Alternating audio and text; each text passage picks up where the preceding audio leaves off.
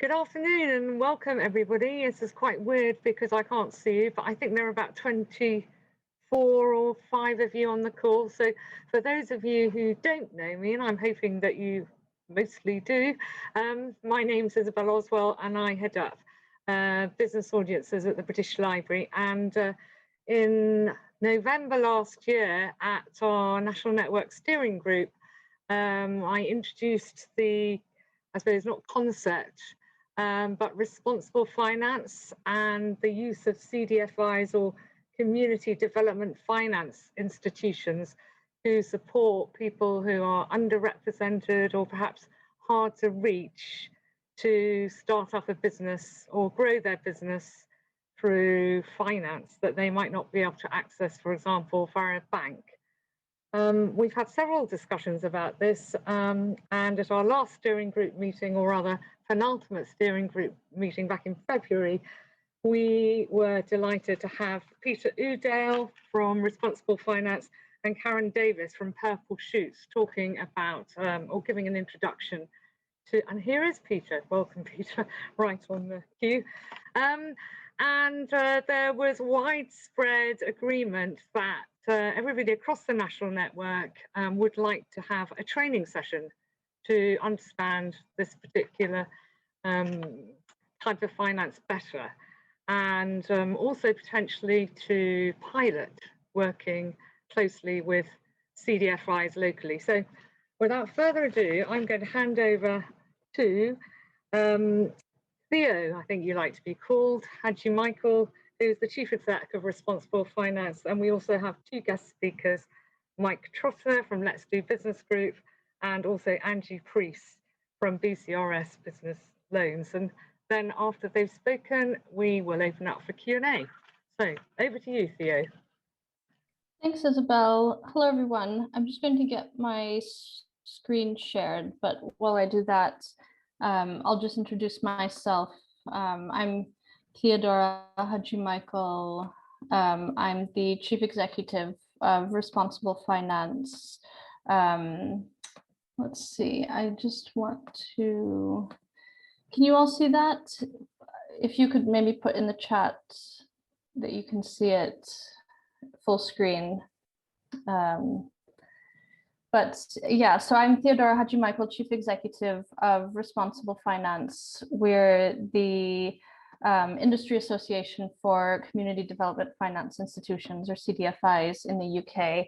And we're very excited to be here today talking to you about more about CDFIs, and we're really excited about the potential to partner. And we hope that this presentation can start to kick off some more local conversations between CDFIs and libraries that can help businesses get access to finance. Okay, let's see if I can, okay, here we go. So I'm going to give you a quick overview of the CDFI sector. I hope it's not too much of a repeat of what you've heard before. And then, like Isabel said, Mike and Angie will talk in a lot more detail about their specific products and processes. So the CDFI sector is a group of a network of not-for-profit lenders that lend into market gaps. We have about 45 members that lend about £250 million a year to more than 5,000 small businesses, over 600 social enterprises, and more than 40,000 consumers. And CDFIs really exist to build wealth in their communities, and they do that by helping new businesses start up, helping existing businesses grow and create employment, or helping consumers save a lot in terms of interest repayments to really high cost lenders like payday lenders. And I think what we see is that CDFI, not a lot of people know about CDFIs actually, and even I think a lot of people don't understand why CDFIs need to exist, because the UK is seen as this global banking and fintech center. But the reality is, as I'm sure all of you are really aware of from your work with startups and small businesses, is that a lot of viable business propositions really struggle to access the finance they need from the mainstream. And that's largely because mainstream lenders, they have a lot of regulation around them. They are also shareholder driven, which means that they have to lend at a really large scale to very profitable businesses. And they mostly do that by automated lending or algorithm-based lending. And that means that viable businesses, just very fundamentally good businesses, do fall through the cracks. And I've laid out a number of reasons here, which I'm sure you'll be familiar with, as to why a lot of businesses don't tick some of the boxes for mainstream loans. And the CDFI sector really exists to fill these gaps. And they do that because they're not-for-profit lenders and they're not shareholder-driven lenders, so they can afford to take a different approach, spend more time sort of really understanding the reasons behind why the bank said no and seeing if they can turn that into a yes. And I think what we see is very unique about CDFIs in the wider lending landscape is that they very much look at future viability and forward plans rather than just focusing on past history and past performance. So they look at strength of assumptions in the plan and forecast, the strength of the management team, and so on. I know Angie and Mike will go into this in a lot more detail.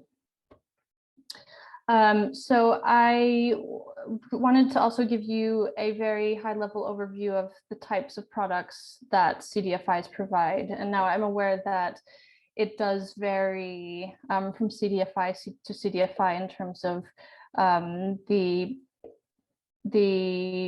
products on offer, the pricing, and the terms. But I wanted to give you an overview of the average, what the average products on offer look like at CDFIs. And that's, we have sort of three main products, and that's startup loans, SME loans to established businesses, and social enterprise loans. And I think what you'll find from working with the CDFI more closely is that they're actually their products are actually very flexible and tailored to a business's circumstances and needs. And I think that's especially true when and if a business encounters difficulty repaying. CDFIs are able to be very responsive and tailored in their approach. I wanted to also touch on CDFI interest rates for a little bit, because when we spoke to Isabel, she thought this is a topic that there might be some questions around. So I wanted to add some clarity around what CDFIs charge. So for, as you might have seen on the previous slide, CDFIs for startup loans, they typically charge 6%, and that's because they're lending under the government's startup loan scheme, which is capped at 6%. For SME loans to established businesses, the average interest rate, again, this varies by CDFI to CDFI, but the average interest rate is about 12%. And we do hear sometimes that people think that's high compared to other lenders on the market. And I did do a quick Google search before this and saw, Funding Circle has ads for business loans from 4% and up. And similarly, NatWest and some of the other banks had rates around that. And so I can see that compared to that, 12% might seem high. So to add a bit of clarity about why, I suppose the first thing is that we're serving a completely different segment of the market. So then those ads are targeted ads. So our customers, 90% of the businesses that we lend to have already been declined by another lender or a bank. But so it's a higher risk segment of the market. But we know that the CDFI approach is very effective. So 85 to 90% of our customers who've already been told no by another lender, go on to fully repay their loan, succeed and grow and thrive. And that very effective approach is based on a relationship-based model and a higher touch approach. And it's very effective, but it is more expensive to assess and deliver and manage a loan in that way than it is through an algorithm-based approach, which is what most commercial lenders use and why they're able to have their costs so low. Another sort of aspect about lending into a higher risk segment of the market is that our investors price for that risk as well. So CDFIs, they're not like banks in that they don't take deposits. So we have to raise all of our capital to on-lend externally. So our investors price for that risk. So our investors charge for the capital that's CDFIs on lend, our investors charge us, I'd say 3-4 times what banks and fintech lenders are able to access their capital at to lend into a lower risk segment of the market. So those are some of the sort of key aspects behind what CDFIs charge and a bit more color as to why. I think the sort of message is, rest assured CDFIs are not charging 12%. They don't have shareholders, so they're not trying to make a profit and distribute profits off of their lending.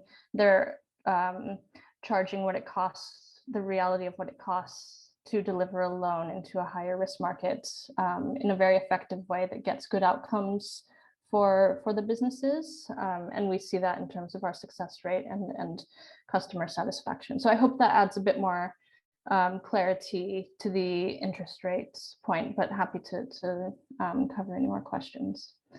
And I just wanted to finish off with a customer quote, which we really love because it shows the why customers love working with us and the value that working with the CDFI has on the businesses that they work with and they lend to, and what really makes CDFIs unique in sort of a sea of, I think, what are pretty faceless online lenders at the moment. And I think, I imagine all of you, you operate in a relationship-based approach. So you really see the value that has in terms of, even the softer side of starting a business and growing a business in terms of how it builds confidence for that business to really take off and grow. So I hope that's been a useful introduction to you on what the CDFI sector is and how it approaches business lending. Here's a couple of links to our website, and then we also have a directory of CDFIs by location at our website, findingfinance.org.uk. So it's an easy way to go and find one near you. So thank you again for joining today, and I hope you found this useful. And I'll now pass over to Mike, and I think I'm going to share your slides as well. So bear with me while I get those up. Is that all right? Can everyone? Excellent. Yeah. It's brilliant. Thanks, Theo. Afternoon, everyone. My name is Mike Trotter. I head up the lending team at Let's Do Business Group. Just a little bit of background about us. We are based down on the south coast in Hastings, as well as providing a range of business finance. We also provide business advice and support through a number of different schemes across the southeast. We also manage inward investment for the county of East Sussex, and we also manage the local Chamber of Commerce down in Hastings and St Leonards. As an organisation, we've been in existence for in excess of sort of 30 years, originating out of what used to be called enterprise agencies. So I'm focusing on sort of finance today, and I'm going to specifically focus on the startup market, and then Angie is going to discuss in more details in terms of what's on offer for more sort of established businesses. We provide a range of sort of different sort of finance to sort of businesses. So I'm going to focus on the startup loan scheme. So this is a government-backed scheme.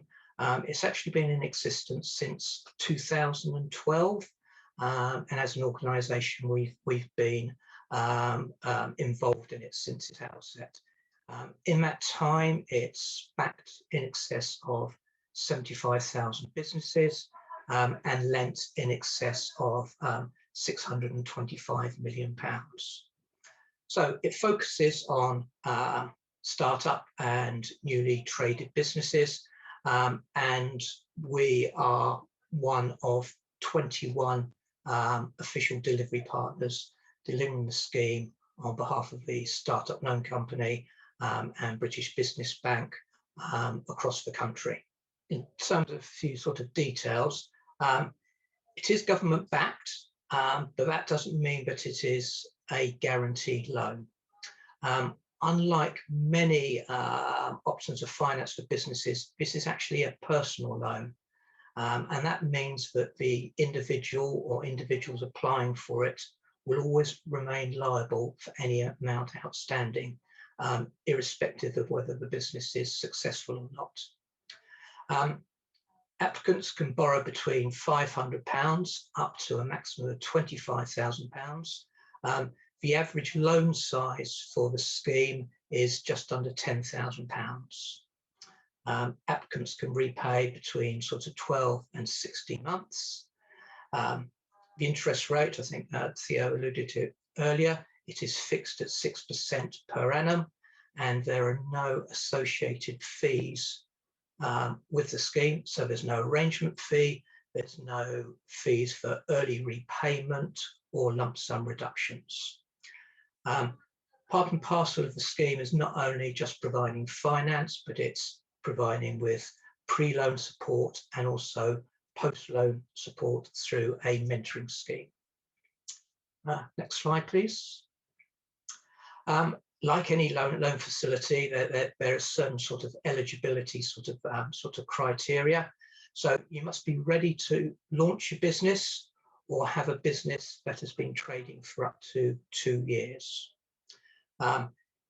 You have to believe that you are likely to be refused for a bank loan, which is the sort of traditional route of finance, but we don't insist on any documentary evidence in respect of that. You must also have a viable business proposition, and in terms of sort of credit criteria, if you are sort of subject to either a bankruptcy order or an insolvency order, you would not be eligible to apply. You must be aged 18 or older. You need to reside in the UK, and you need to have the right to live and work within the UK. You can only have one loan for one business, but that can be a first loan and a second loan. So if you've already had a sort of startup loan for one particular business and you're looking to start another business, unfortunately, you would not be eligible to apply under the scheme. There's certain business types and loan purposes which will not be sort of eligible. A sort of example is if it's sort of involved in, say, ammunition or gambling, then it would not be sort of eligible. In terms of loan purpose, we cannot repay any existing debt, whether that's personal or business debt, and we can't fund any qualifications that are mandatory to be able to start the business. You also need to pass the credit checks as well. In terms of sort of the core things we look at in terms of the actual business proposal, there are sort of 3 sort of key documents. There's the business plan, there's a cash flow forecast, and there's a personal survival plan. The business plan, it doesn't have to be like War and Peace. It can be as brief as you need it to be, as long as it sort of fits the business model. Some key things which we look for is in terms of making sure, and it might sound obvious, what your business idea, making clear what the business is looking to actually do, what experience you have relevant to that business, what you're looking to achieve. Have you got any objections? What is the ultimate mission for your business? What market research, market analysis have you done to show that there is a demand for your service or for your product? And have you looked at your competitors? How do you compare to your competitors? Do you have a USP which will differentiate your particular business from those already doing similar out there? Have you really identified who your customers are going to be? You know, who is your market and how do you reach them in terms of your marketing strategy? Your pricing, that's important. Have you worked out how much you're going to charge for your services? How does that compare to your peers? And in terms of your operations, do you need premises? Do you need an office? Can you operate from home? Do you have the right licenses, regulations in place to be able to do that? And that all sort of fits into transferring your words into some numbers in terms of the cash flow, which is another important document. So a cash flow forecast. If I'm honest, for the majority of people we work with, this is where most of them sort of really struggle, because it's the first time they've started a business and it's a document which they're not sort of familiar with. All we require is a 12-month cash flow, which breaks down on a month-by-month basis, projected income and expenditure lines. Other things that it should show is in terms of, it shows how much the individual needs to start their business, whether apart from the loan they're applying for, do they have access to any other funds? That could be a grant, it could be savings, it could be another investor, and they break down how those loan funds are actually sort of required. It is a working document. It doesn't mean that it's the sort of finished article, because once an individual is up and running, very rarely in terms of trading will it sort of mirror their forecast. But it can be used to show in terms of how close they are to that forecast, whether they need to make any adjustments, etc. Personal survival budgets.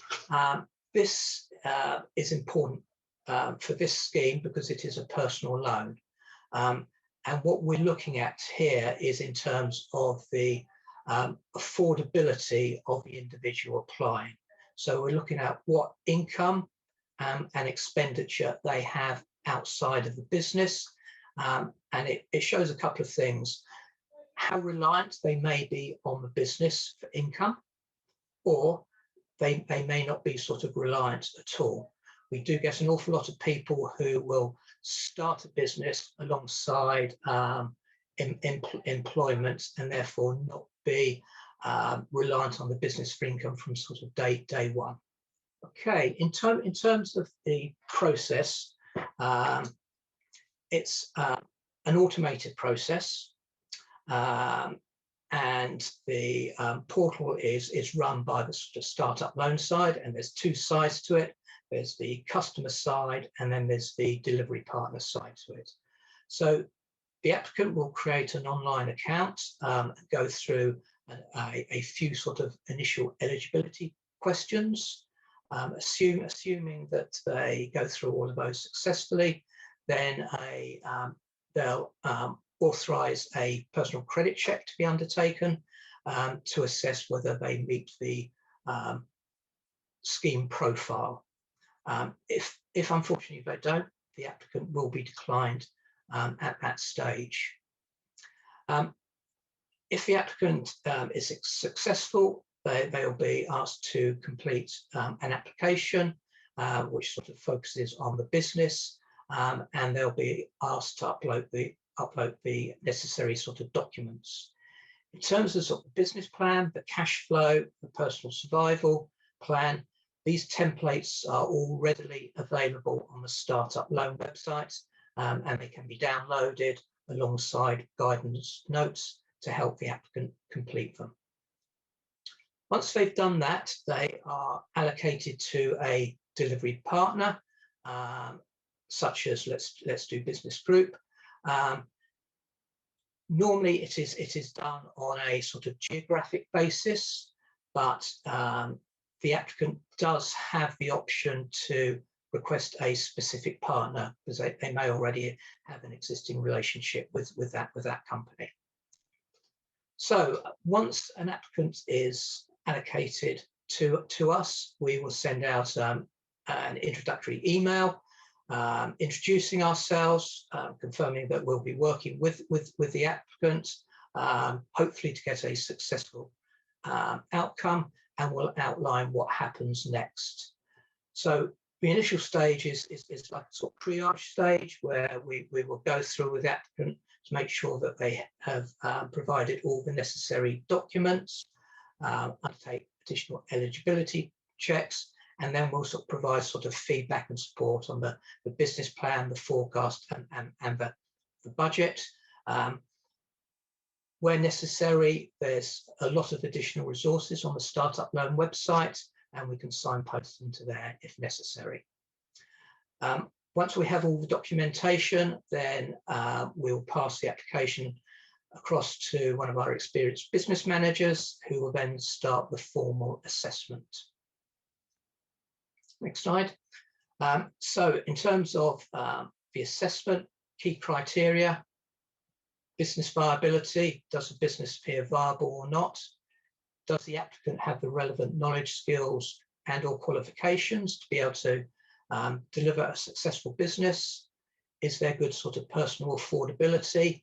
Or if not, does the applicant have a good backup plan to repay the loan if the business does not trade?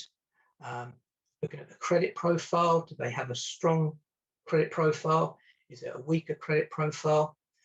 In the assessment stage, all applications will actually be looked at by 2 experienced managers. So it doesn't mean that just because if you like, for the initial assessment, the manager is not keen on it, it doesn't mean that when it goes to second assessment, it'll automatically be declined, because decisions can change. So number of possible outcomes. The applicant's loan is approved at the amount that they request. It may be approved at a lower amount where it is deemed there is not sort of justification to lend at the level requested. We may provide a tranche loan. So for example, somebody may request 25,000 and it's deemed that maybe they only need 20,000 initially, which will be drawn, and then a second tranche is made available and then is normally drawn down 3 to 6 months later. Or unfortunately, the loan is declined.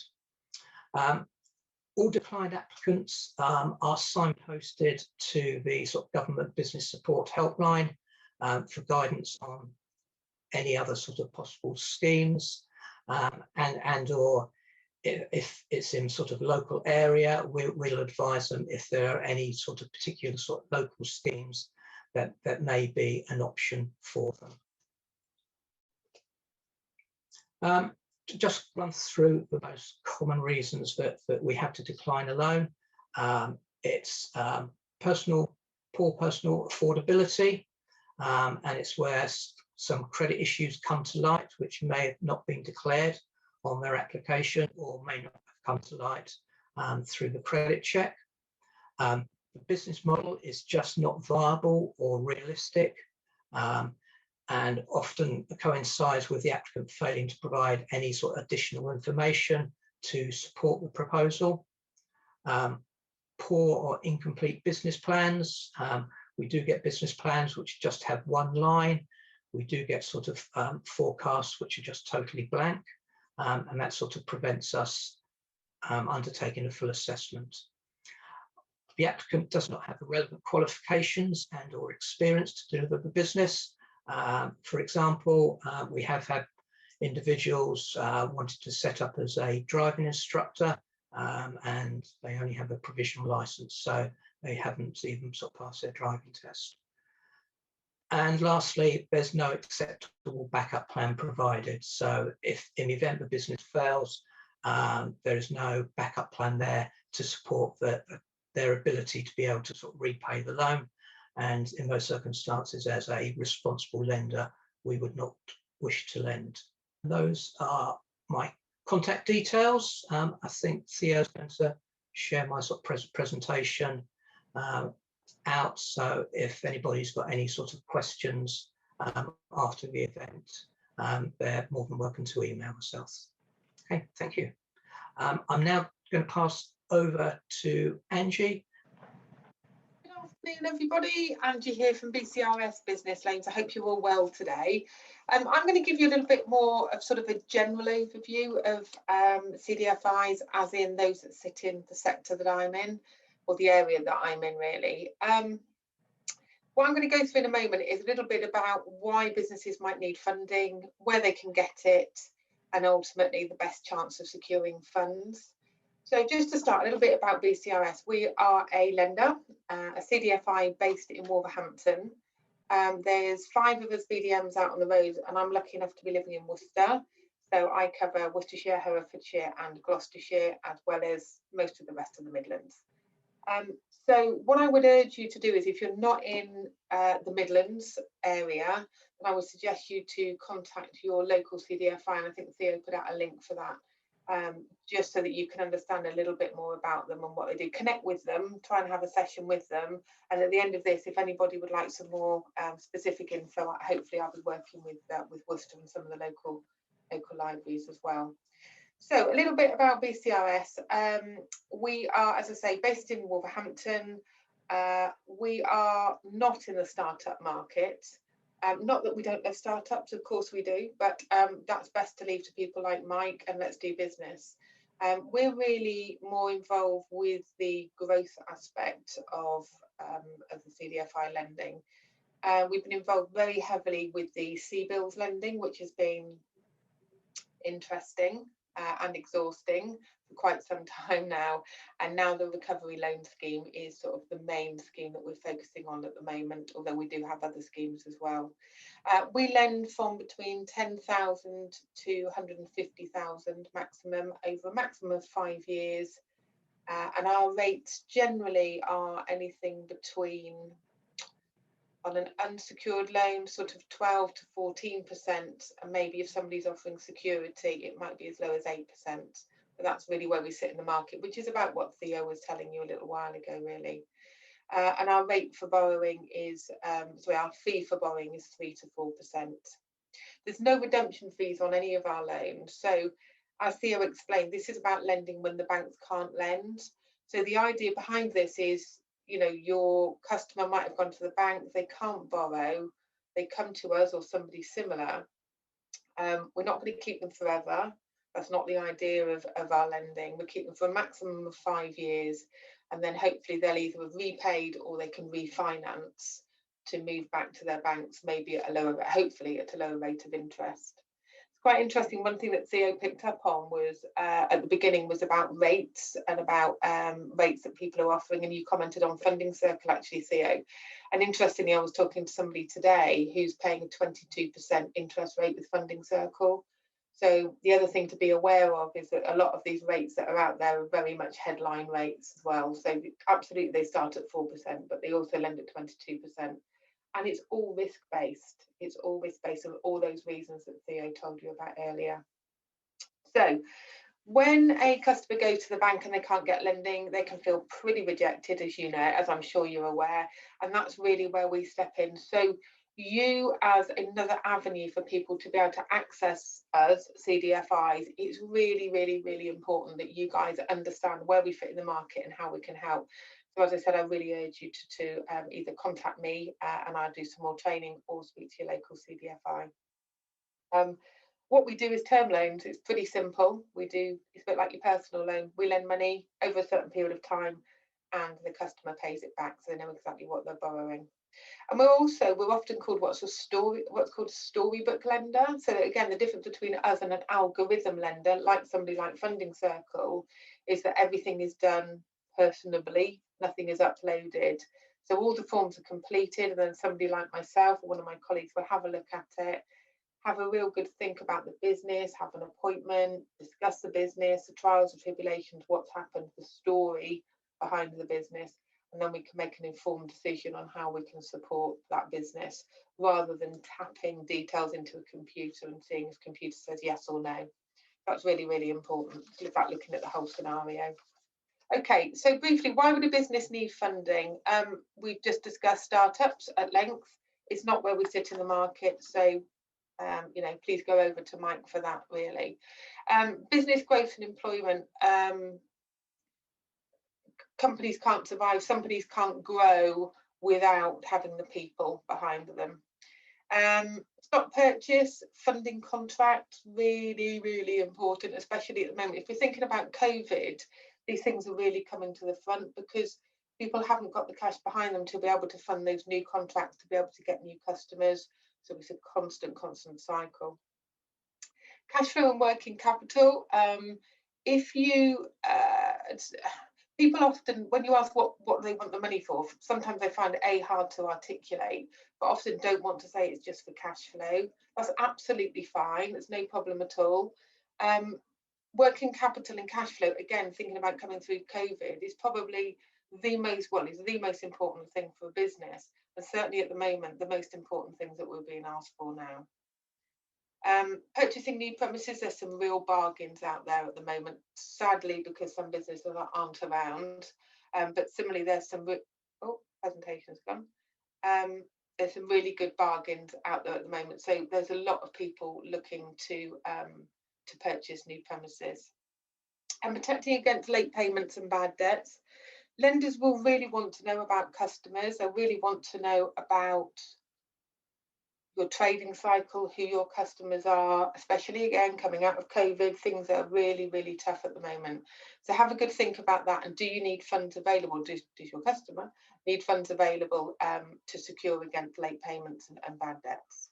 So where's your customer going to go to get the funding, or what type of funding should they be getting? And I think this is, I'm sure we've got people on here with lots and lots of experience, and we've got other people that are sort of new to the lending scenario. So I'm not meaning to teach anybody to suck eggs, but I was asked to really touch on the areas that businesses can go to and the types of the types of lending that businesses can get, really. So we've got our traditional bank, we've got the overdrafts and the loans from the bank.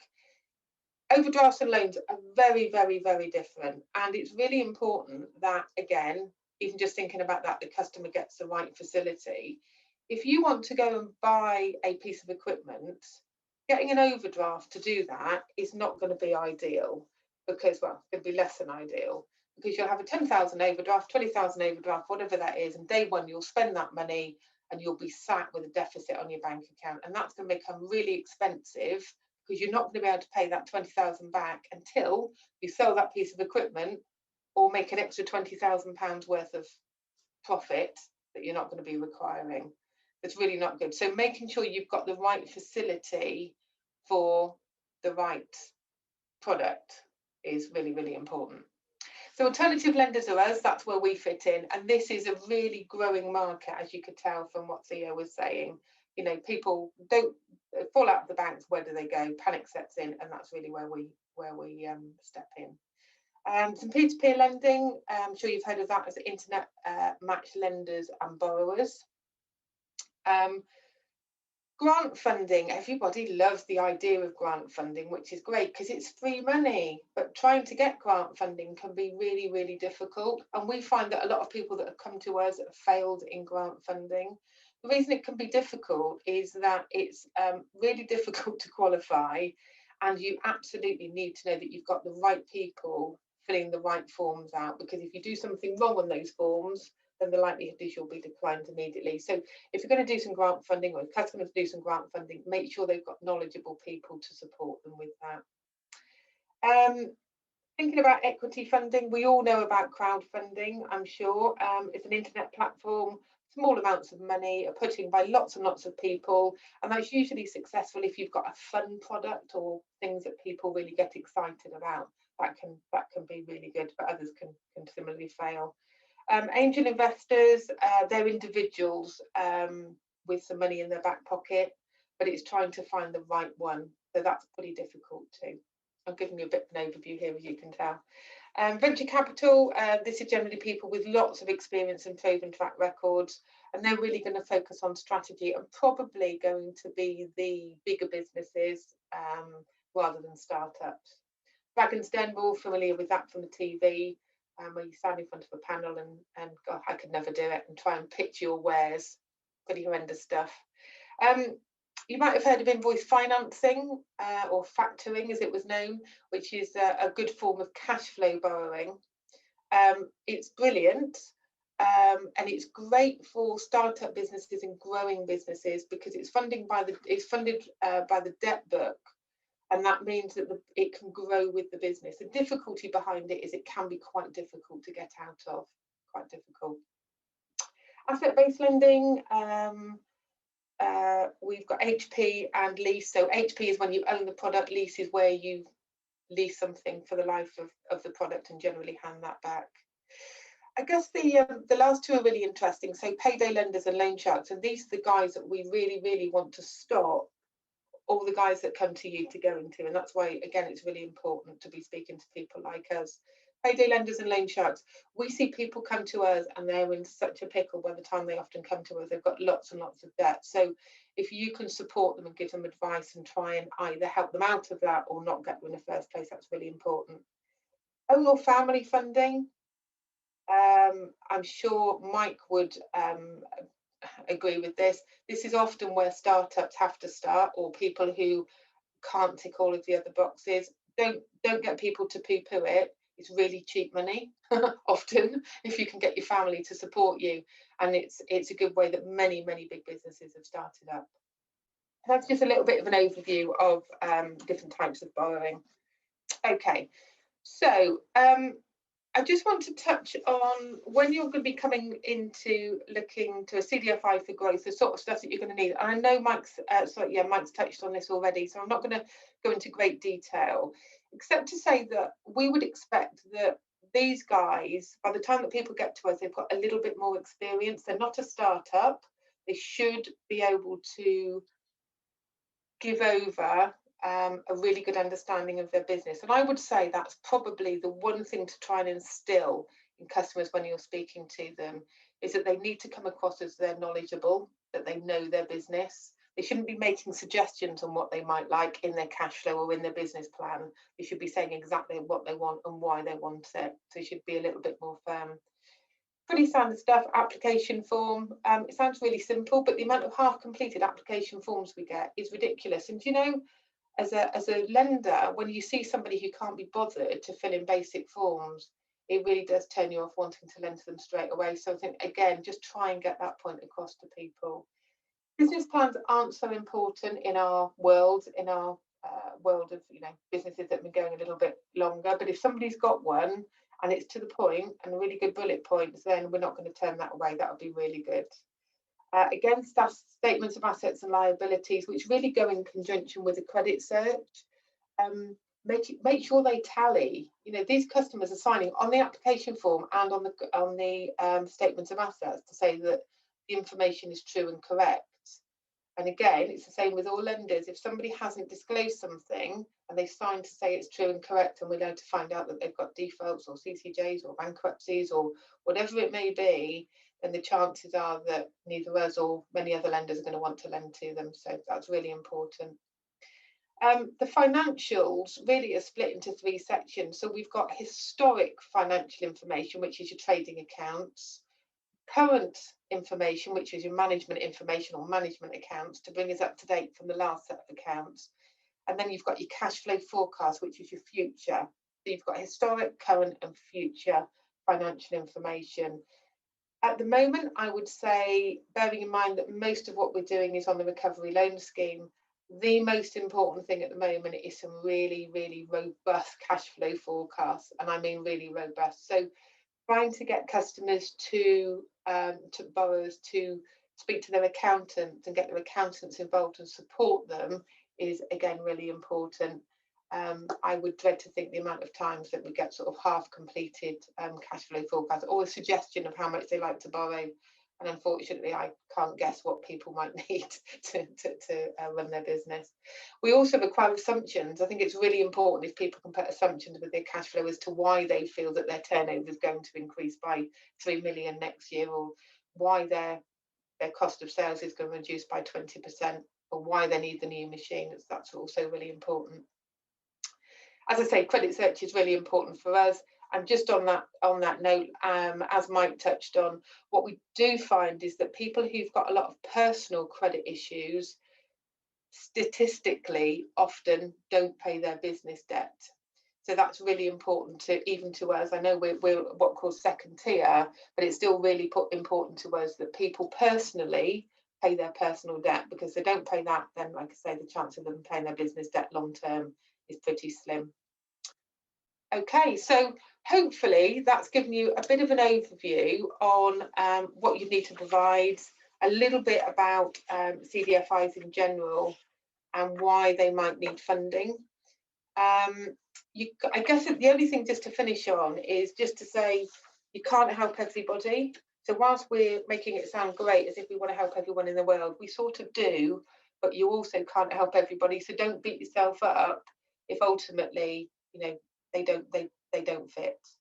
My other piece of advice would be make some good contacts yourself, because more people like myself and Mike that you know, the more people you'll be able to speak to.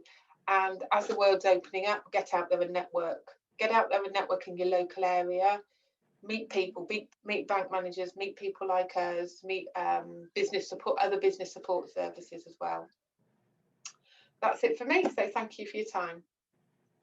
Thanks so much, Angie and Mike. That was really enlightening. It's a bit of a whistle-stop tour and a lot to take in, but it is a missing piece of our armoury, really, in the IPC National Network. And I also wanted to welcome our SME champions from startups and online libraries. But I'm sure that some of our participants have got some questions. So can I ask a question about both Mike and Angie? I don't think you are necessarily aware that we had a business and IP centre network before we spoke, before we prepared for this presentation today or event. So did you know there were business and IP centres around the country, and now one in Worcester, for example, and one about to opening very soon in Brighton? And seems to me that we could help people to provide a lot of the information that your clients need in terms of market size and trends and competitive landscape and so on. Yeah, I was embarrassed, as you know, when we spoke some time ago, to say that I didn't have a clue what you guys did in the libraries. I had no idea, and we've got this beautiful gold building in Worcester that I walk past and don't particularly visit, and as I say, didn't know what was inside. So for me, this is really exciting. This is great to think that, you know, we can connect with you guys all over the country, as and other CDFIs, and it's just another way of getting it out there. Brilliant. We're looking forward to it. Absolutely. And sorry, I now have Alex from BIPC Worcestershire wanting to ask a question. Yes, my name is Alexander and I work for the BIPC Worcestershire team. We formally launched earlier this month, so it's all a bit new to most of us.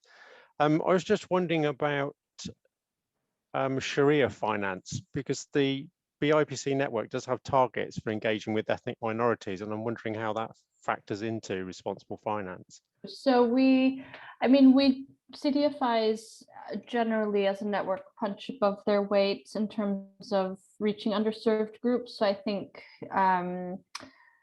the latest stats we've seen is that there's, I think, 5% of the business population is led by a minority, ethnic minority, and CDFIs lend 10% of their loans are to minority-owned businesses, and similarly, I think women-owned businesses account for something like maybe it's 10% of, or sorry, I think, yeah, maybe it's 10% of the business population, but 26% of CDFI loans are to women-owned businesses.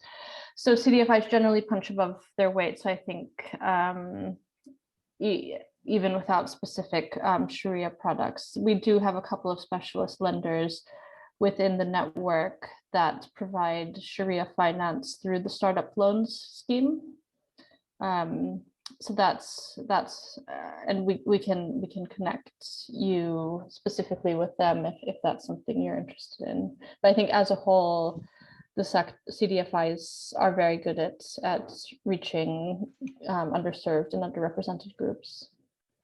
Okay, thank you. Thanks, Thea. And we've got we've got two further questions, and I was just wondering whether our panelists, everyone wants to stay for a further 5 minutes because we are running a little bit over. So Geraldine now. I have a couple of questions actually. The first one is, my husband and I actually have an investment in a company where the founder managing director had been in prison. So he was declined funding from everywhere.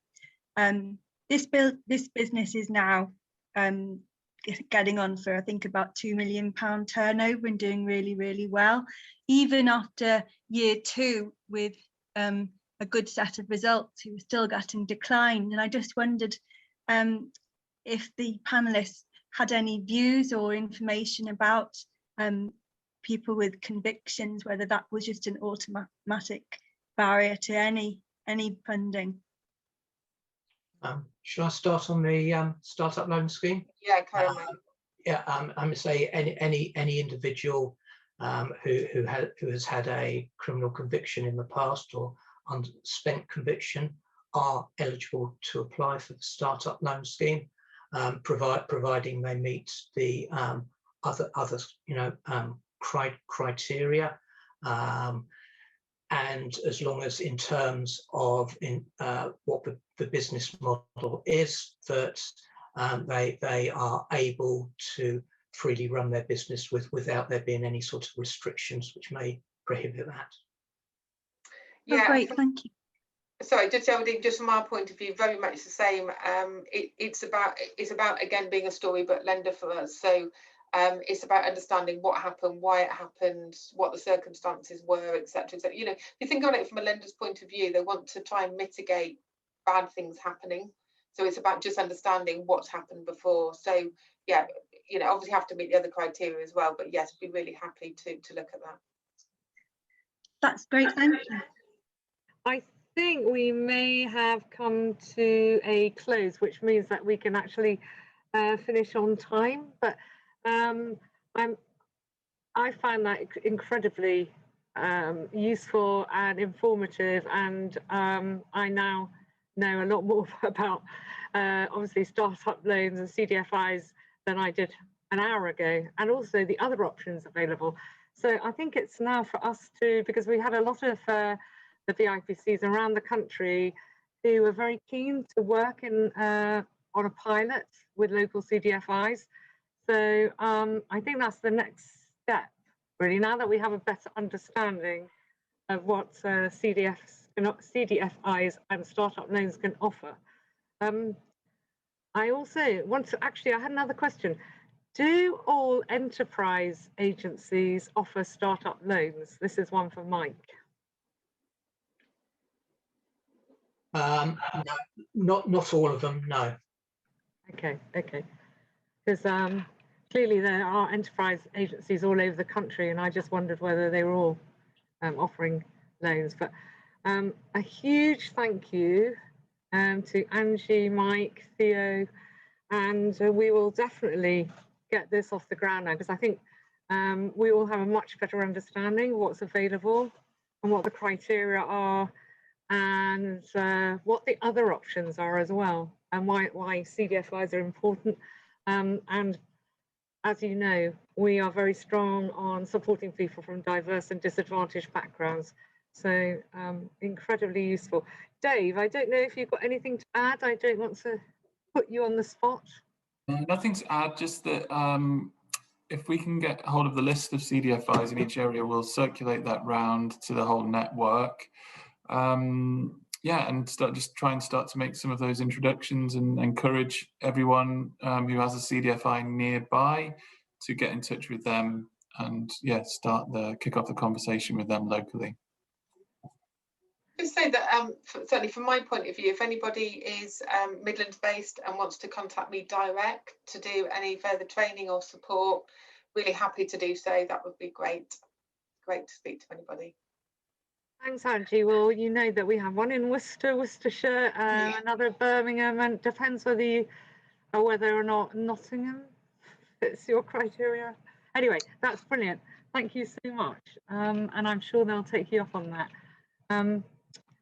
Okay, well, many thanks everybody for joining us. And sorry that I couldn't see all your faces, but anyway, I think it's really been a useful and productive afternoon or hour. And look forward to working with you more closely in the future, Theo, Angie, and Mike. And thanks for coming, Peter. Thank you. Okay. Thank you. Thanks, everyone. Bye. Bye. Bye.